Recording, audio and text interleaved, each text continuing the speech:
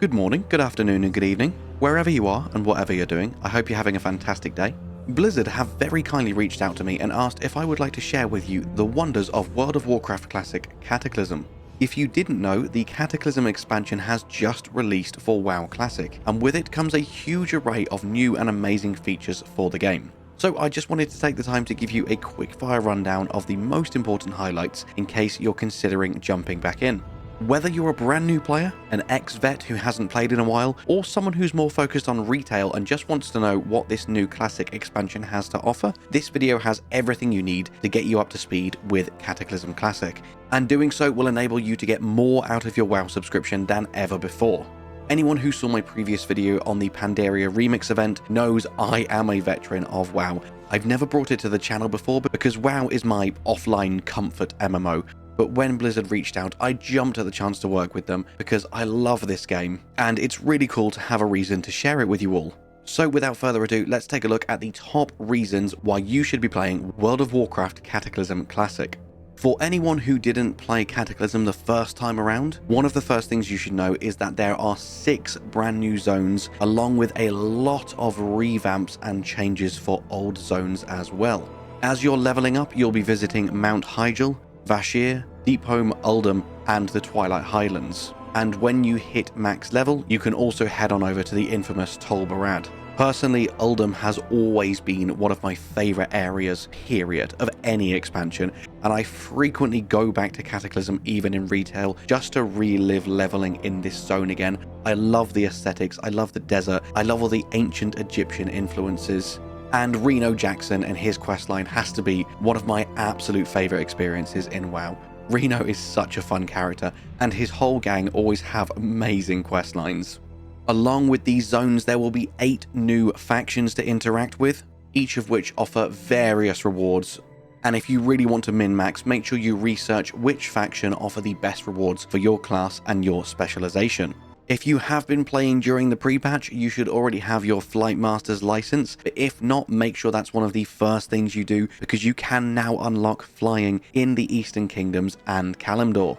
As much as I do love Classic, I really missed being able to fly around Orgrimmar and the other main cities from the 2 original continents. So unlocking the ability to fly around all these areas was such a breath of fresh air for me.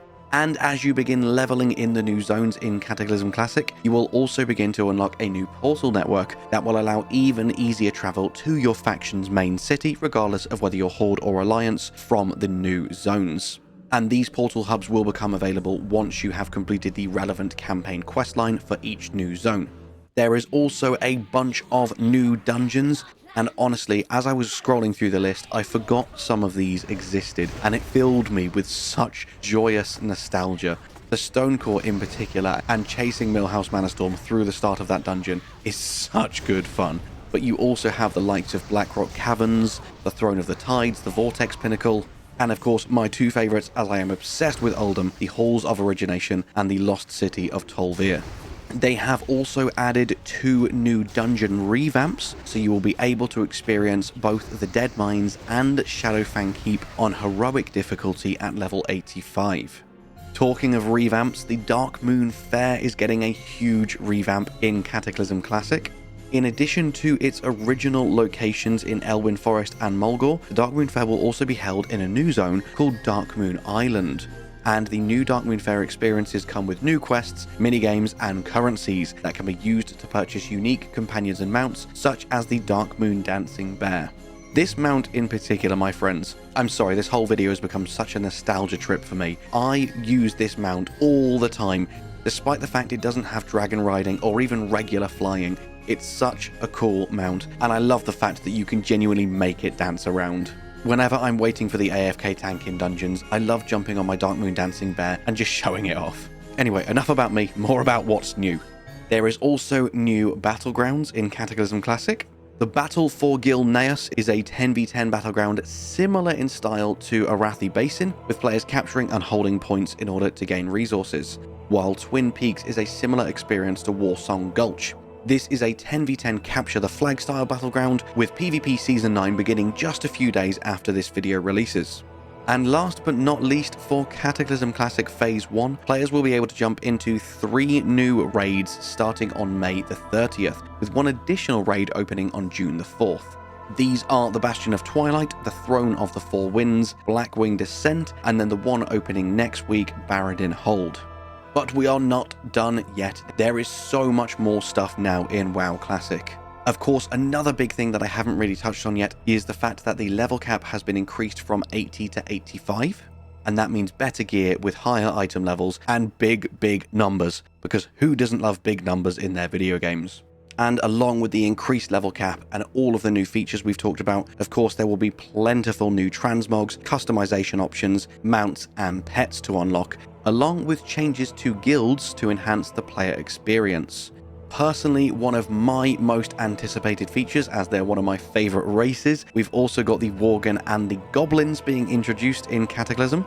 Both fantastic races with really fun starter areas, and some great racials to go along with them as well.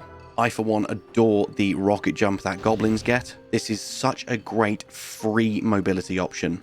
And if you use it well, it can significantly increase the speed at which you quest, allowing you to traverse things that every other race cannot. And of course, don't forget that Cataclysm Classic isn't a complete like-for-like of the original Cataclysm, so if you're thinking, why bother playing this again if I've already played it in WoW Retail? At its heart and at its core, it is the Cataclysm that you knew and loved from 14 years ago. Yes, that's right, way to make you feel old. This expansion is 14 years old now. But in wanting to keep with the times, Blizzard have made a decent amount of quality of life changes, and as they did with Wrath of the Lich King Classic, they are trying to keep this experience fresh and new, even for people that played Cata to death when it originally came out. So you will notice many improvements and tweaks on the original, whilst still keeping the essence and the heart exactly the same. There are also things that have been lost in the modern game, which no longer exist in retail, which Cata Classic allows them to bring back. Things like parts of Bashir, which simply are not accessible in the modern client anymore. Also, as I briefly mentioned transmogs earlier, there is now a proper collections UI, so you no longer have to put things in your bag, figure out what you want, and then drag them over to the transmog guy. You can now do everything through the collections UI. And there is a bunch of new additional hairstyles and other customization options for your characters that were previously only available to NPCs. And another thing I talked about earlier, I mentioned a change to guilds, but I realize now I didn't actually touch on what that means. Long story short, they have gotten rid of guild leveling. So now when you join a guild, instead of having to hit certain levels to unlock the perks, you will get them all when you join. And also, some of these perks that were tied behind guilds have now just been given to all players, and this helps the world and the game feel more balanced. You will still have a reputation level with your guild, and you'll be able to level that up, and this will unlock other rewards like different transmogs, gear, pets, and more rewards like that.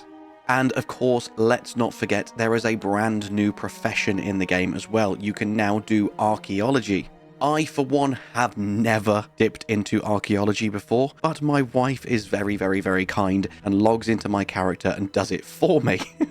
So whichever one of these two options you want to use, you can visit an archaeology trainer in any major city to learn this new profession. Then you can find digs marked on your world map with a shovel and go and start surveying and digging for treasures. At first, the rewards aren't much, but if you do put the time and effort in, you are generously rewarded for your efforts, occasionally with rare and epic rewards such as vanity items or epic weapons and armor like the Crawling Claw or the Niflvar Bearded Axe. And simply for the exclusive vanity items alone, many of which offer players unique appearance-altering effects and non-combat pets, this profession is a must-have for anyone who considers themselves a completionist.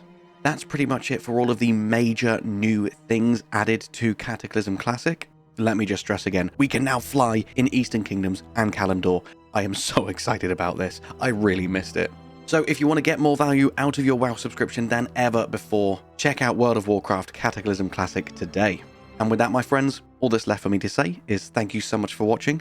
I hope you have an amazing day, and I'll see you in the next one. Bye bye.